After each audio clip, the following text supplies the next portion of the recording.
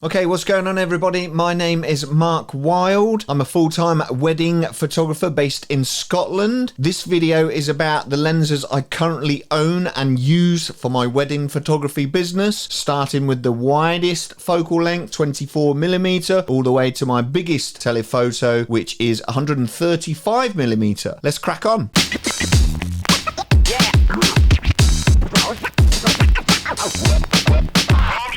Right, just before we delve into what lenses I'm using, I just want you to know that I shoot dual camera bodies. I shoot with two A7 IIIs. There we go, I'm sure you've seen an A7 III before, but I shoot two at the same time. One I'm actually filming with now, and this one here. The main reason being it's a constant backup and insurance policy in case anything goes wrong with one or the other. Can you imagine if one goes wrong and it's the only one you've got and you're at an important part of the day, camera goes wrong, you've got no backup with you. You need to run back to your bag to get a backup, or indeed you haven't got one at all. I constantly have two cameras with lenses on. The 35 and the 85 is my combination of choice. I know other people use 24 and a 50 or 24 and an 85, lots of different combinations, but my choice is the 35mm and the 85mm, constantly with me at all times. Another thing that it saves is time changing lenses. So if I only had one camera body and I was going between the 35 and the 85, I'd have to keep changing that, and it risks getting a bit of dirt on your sensor or getting a bit of dust on your lens, so you take that out of the equation too. So like I said, just before we get into what lenses I use, that's just a small insight into the camera bodies I use. Not forgetting the time that it saves as well between swapping lenses. If you're only using one camera body and you've got a 35mm and an 85mm as your combination choice, and you're having to swap between those two constantly for wider shots and more telephoto shots during the wedding day. So to me, shooting with two bodies at the same time is of paramount importance. The insurance policy, one of them going wrong, and the fact that it saves you from changing lenses over and over again. So the widest lens in my collection at the moment is the Sony 24mm GM. There we go. That's a 1.4 lens. Absolutely brilliant for low light situations. Really light. The color from this thing is absolutely brilliant. It renders lovely. Swear by this lens for lots of different situations. I rarely find myself needing to go any wider than 24mm. Sometimes I think that I need to go a little bit wider for certain shots, establishing shots of venues. Sometimes if I'm shooting in a nice cathedral or a church and I think to myself, I could have done with another few millimeters there. I have used several 14mm lenses. I used the Samyang 2.8, which didn't quite cut it, not quite sharp enough, and it was slightly different to my other lenses with colors as well, which I had to match in post. So the Samyang 14mm 2.8 didn't really suit me. I did own the Sigma Art 14mm 1.8, but it didn't get much use and it was just really heavy as well, so I just sold that on. It's just dead money sat in your bag. There's just no need for it. I'm actually thinking of changing this 24 for the 20mm GM lens, which recently came out. I know maybe to some the 4mm is not worth it, but 4mm is quite a bit when you're shooting quite wide, and I think it'll suit me just to give me that extra little bit of width that I sometimes require for the shots I've just been telling you about. Let's have a look at a few shots that I took at a wedding last Saturday using the 24.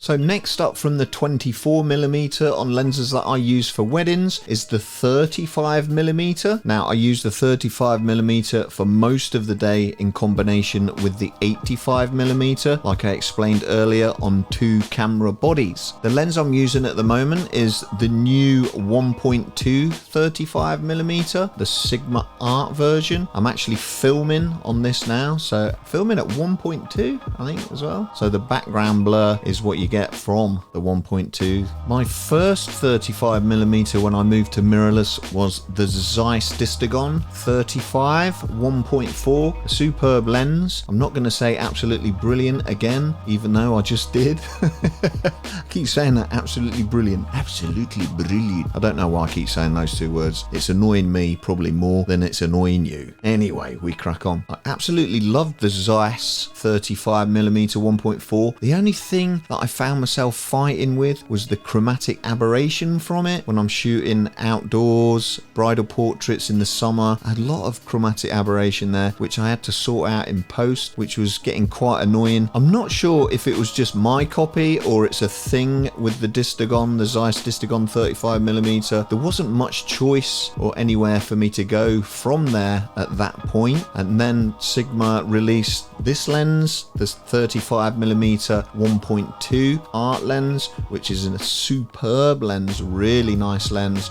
especially at that 1.2, gives a really special separation that only 1.2 can. And don't forget, 1.2 when you're in low light situations is excellent. It's a brilliant lens, I can't fault it. The only thing I don't like is the fact that it's so big and heavy. I never thought I'd find myself complaining about how heavy lenses are, but as the years go on and you do like a 9, 10, 11, 12 hour day wedding, it really does make a difference to how you perform on the day. If you can keep your kit nice and light, it works in your favor, because we're running around like headless chickens all day. We cover so much ground that it does after a while become a bit of a bind, so a lighter lens is probably better, even though it's a superb lens, but it is really heavy. Anyway, I've ordered the new Sony GM35mm. Now that should be with me in a few days, and that's half the weight of this, but I'm giving up that 1.2, which I'm not really that happy about. But the clincher for me is the weight, so I look forward to receiving that lens.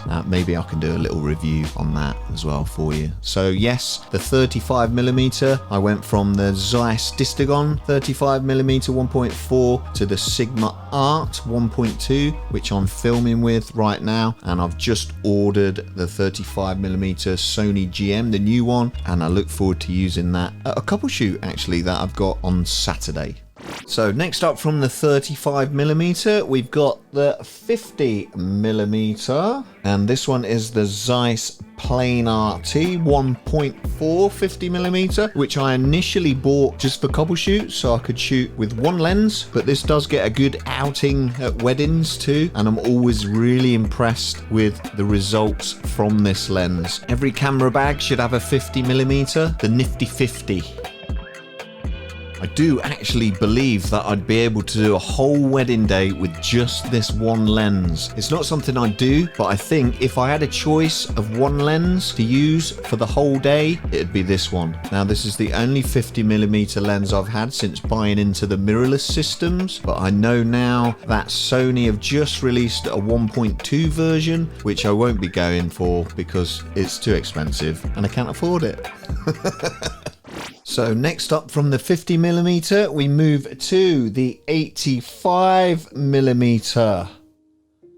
I'm now using the Sigma Art 1.4 85mm. This is a DGDN version. This one's for mirrorless systems. Before I moved to the mirrorless systems on my DSLR, I used the Sigma Art 85mm on that as well, but it was nowhere near as small as this one is and lightweight as this one is, but it was a beautiful lens, massive brick of a lens. But I really enjoyed using the Sigma Art, the one before this one, when I was shooting DSLR. As I shoot mainly 35 and 85mm, getting the correct 85mm is obviously just as important as getting the correct 35mm. The first lens I bought 85mm wise when I moved over to the mirrorless systems was the Batiste 1.8. Now I did want the GM, but I lost quite a lot of money moving from DSLR, selling all my lenses and my camera bodies and moving over to the mirrorless system, so I couldn't actually afford at that point the lens I wanted, which was the Sony 85mm GM, which was quite expensive, and it was a 1.4 before. Couldn't afford it, like I'm saying, so I went for the Zeiss 1.8, which is a lightweight, beautiful piece of glass, which I'm not sure why I sold it, to be honest. I think I just had in my head that I wanted the GM so much, but once I got the GM, I wasn't actually that impressed with it. It was quite soft. Shot wide open. The color renditions on the GM,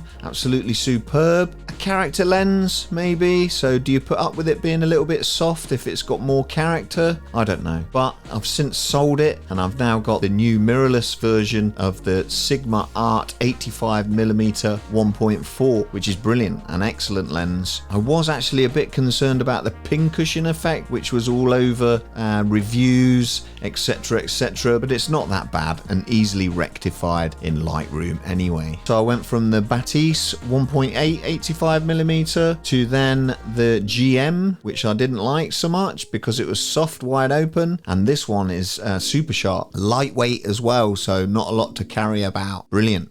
So from the 85 we actually go to the 90mm, but the only reason I use a 90mm is because it's the Sony 2.8 macro lens. Now, I like messing about with macro and what macro has to offer, even to the point of doing focus stacking on a motorized rail. Yes, I am that sad. Here's a couple of shots using the macro lens, which aren't wedding related, but I do actually use this lens sometimes if I get the time to take pictures of wedding rings. So if you're on the Sony Mirrorless system and you're looking out for a macro lens, you won't go wrong with the 90mm 2.8 Sony macro lens. Is it a GM? It's not a GM, it's a G lens. Brilliant lens though, or should I say absolutely fantastic.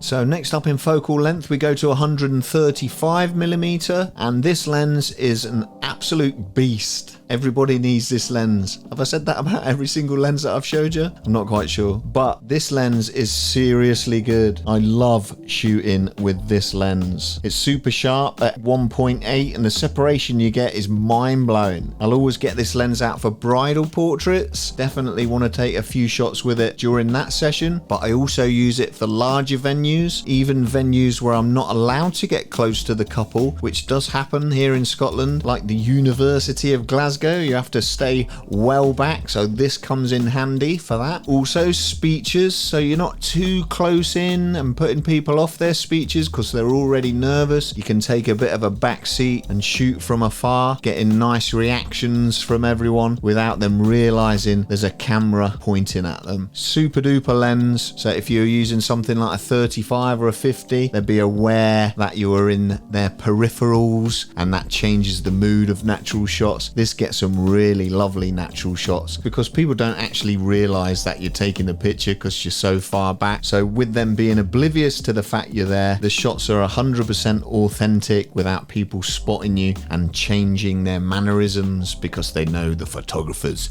breathing down their neck.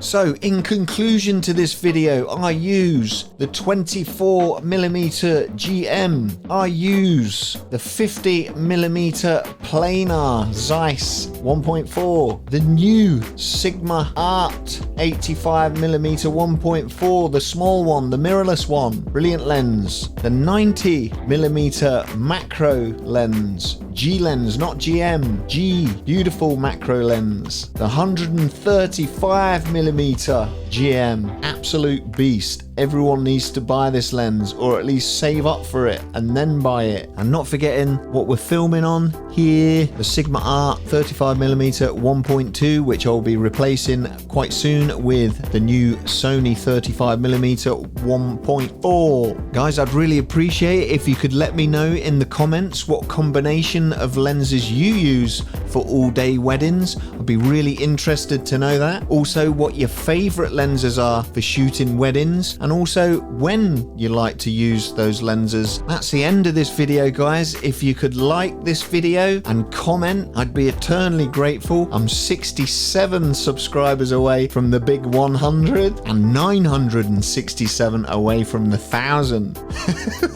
Long way to go, but we must stay positive, isn't that right? Keep keeping on, ladies and gentlemen, and I shall see you in my next video. Thanks for watching.